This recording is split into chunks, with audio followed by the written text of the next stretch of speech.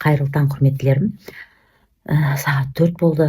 Бір жағынан ұйқым келіп жатыр, бір жағынан ішімде сондай бір толқын, сондай бір тербеліс пайда болып тұр да. Себебі мен сіздерге айтайын ба, барлығымыз постоянно барлық жерден алғыс айту дегенді естиміз, иә.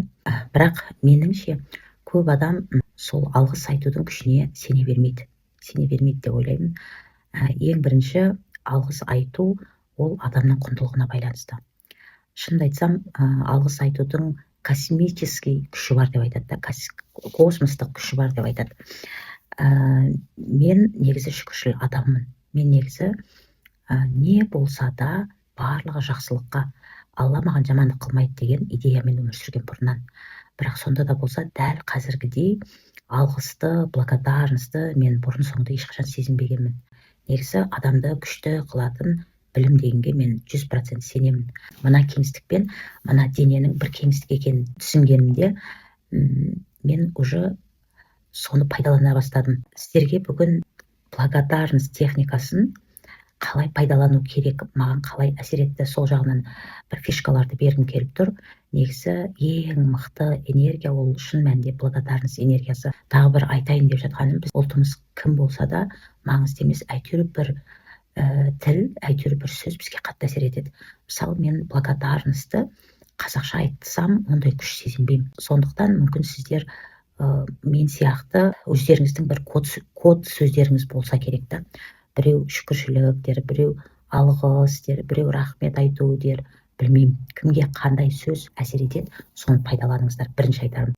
Бірінші мынандай нәрсе айтқым келіп тұр. Өмірлеріңізде болған ең бір қуанышты сәтті естеріңізге түсіріңіздер. Әр адамның өмірінде бір қатты қуанған, шетсіз қуанған сәттер болады, иә. Әркімнің ситуациясы әртүрлі, бірақ әркімнің алғысы әртүрлі. Бұл қатып қалған идея емес, мен просто өз опытымды айтып жатырмын. Мен үшін ең бақытты сәт ол мен ұлымды босанғандағы шексіз бақытты сәтім. Прям қазір көзіме де жас келейін деп қалып тұр. Мен ұлымды босанғанда ерекше бақытты болғам. Тіпті мен аяғым ауыр кезде де ерекше бақытты сезімде жүретінмін. Босанғанда енді оны сөзбен түсіндіру мүмкін емес. Баламды босанғанда мен өте бақытты жай-күйде болған. Сол сәтті есіме түсірем.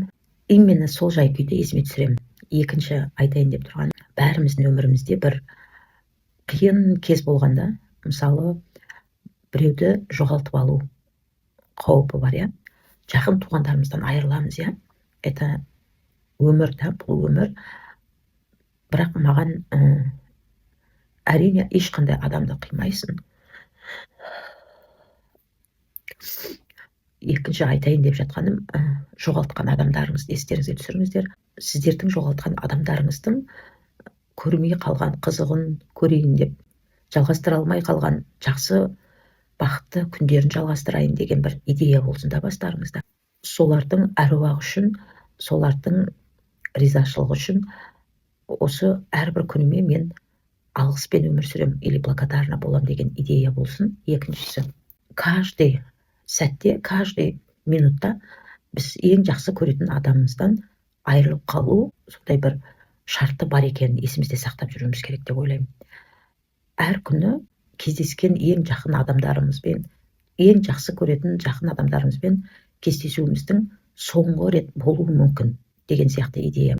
Бір история бар да, соғыс уақытында сестрасы мен інісін бір пойызға отырғызады. Інісі аяқ киім жоғалтып алады. Сонда сестрасы інісін қатты жұлқып ұрсады, жақсы көріп, жанашып, аяқ киім қайда, неге жоғалттың деп жұлқып жібереді.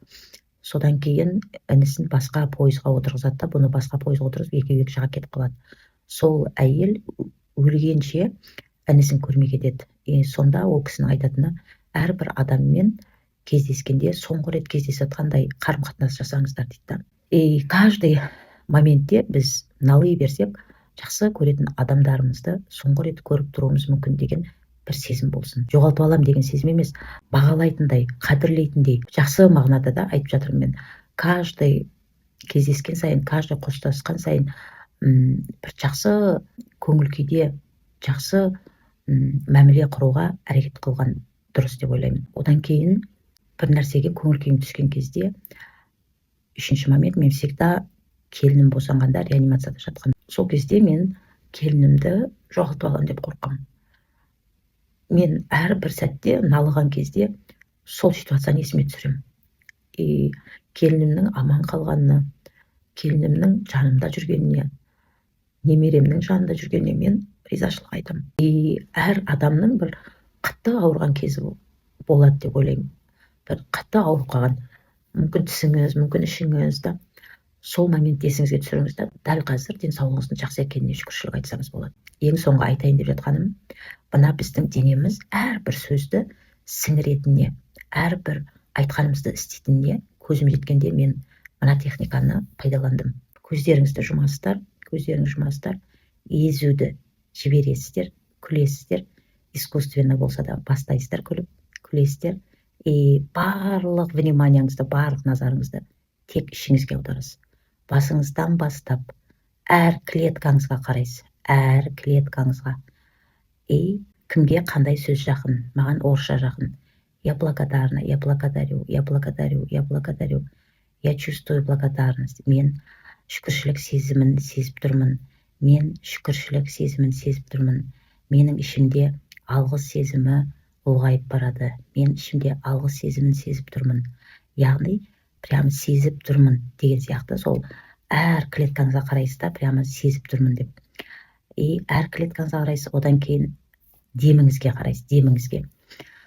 Аузыңыздан, мұрныңыздан шығып атқан әрбір демді сезініп тұрып, мен я благодарна, мен махаббатты сезіп тұрмын, мен алғысты сезіп тұрмын, мен махаббатты сезіп тұрмын, менің ішімде шетсіз, шексіз махаббат, мен дәл қазір махаббатты сезіп тұрмын, мен дәл қазір әр клеткамен махаббатты сезіп тұрмын. Тек қана ішке қараймыз, ішке қараймыз.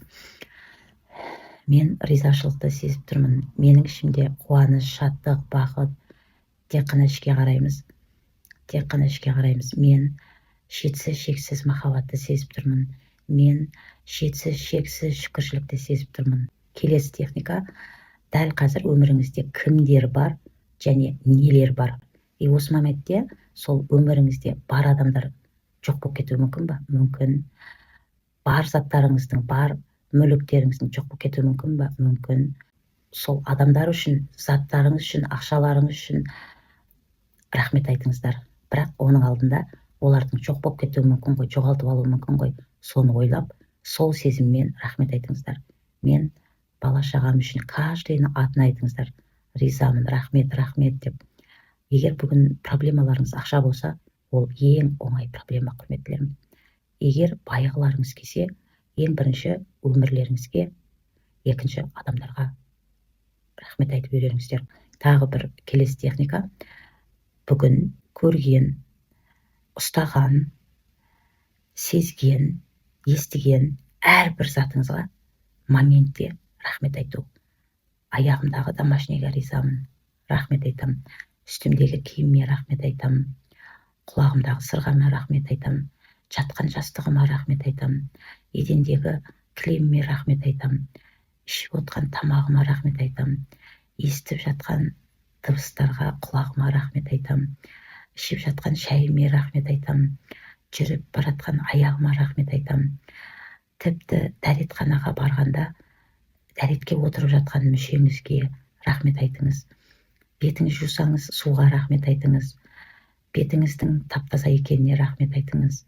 Ваннаңызға рахмет айтыңыз, холодильнигіңізге рахмет айтыңыз, пешкаңызға рахмет айтыңыз. Айтып жатырмын ғой, көшеге шыққанда күнді көрген көзіңізге рахмет айтыңыз. Көлікте отырсаңыз, жүргізушіге рахмет айтыңыз. Көріп жатқан адамдарға рахмет айтыңыз, сатушыға рахмет айтыңыз. Кез келген затқа, остановкаға рахмет айтыңыз, машинаға рахмет айтыңыз, магазиндерге рахмет айтыңыз. Айтып жатырмын ғой, бүгінгі күніңізді день благодарности деп атаңыз, алғыс айту күні деп. Каждый шақта духиіңіз бар ма, ручкаңыз бар ма, сумкаңыз бар ма, ноутбугыңыз бар ма, дастарханыңыз бар ма, шнурыңыз бар ма, телефоныңыз бар ма, зарядчигіңіз бар ма. Себебі әрбір зат жоқ болса ол маңызды болып кетеді. Понимаете? Сондықтан сіздер ақшаны көп ойлай бересіздер, себебі ақша жоқ сізде деген знак беріледі да Құдайға. Сол үшін рахмет айтыңыздар. Барлық нәрсеге рахмет айтып үйреніңіздер. Сол кезде космический энергияңыз көтеріледі. Осы техникаларды пайдаланып көріңіздер. Және дәптерге рахмет айту, шүкіршілік айту. Күнде таңертең не болмаса мен сияқты жататын кезде шүкіршілік айтсаңыздар, жазсаңыздар болады. Бірақ жататын кезде маған қосып жазатын болсаңыздар, ұйқыларыңыз қашып кетеді мотивациядан. Лучше таңертең болғаны жақсы. Тағы бір айтайын деп жатқан техникам, төсекте жатқанда, просто төсекте жатқанда, таңертең оянғанда езулеріңізді жіберіңіздер да, күліп, күлімсіреп жатқан бойда мен дәл қазір шүкіршілікті сезініп жатырмын. Мен дәл қазір благодарностьті сезініп жатырмын. Ішке қарап, міндетті түрде ішке қарап, бастан аяққа дейін, табанға дейін мен әрбір клеткама шүкіршілік айтамын. Әрбір клеткамды сүйем. Махаббат жолдаңыздар. Мен әрбір клеткамды сүйем. Ішкі әрбір клеткаңызға махаббат жолдаңыз. Құлағыңызға махаббат жолдаңыз. Көздеріңізге, шаштарыңызға, тойыс төсектен тұрмай, әрбір мүшелеріңізге, әрбір клеткаларыңызға көзіңізбен, вниманияңызбен ішіңізге қарап, әрбір органыңызға, жүрегіңіз, бауырыңыз, ішек шабағыңыз, барлық, абсолютно барлық өзіңіздің денеңізге, ішкі жан дүниеңізге махаббат жолдаңыз. Одан кейін бөлісіңіз. Қалай іске әсер етті?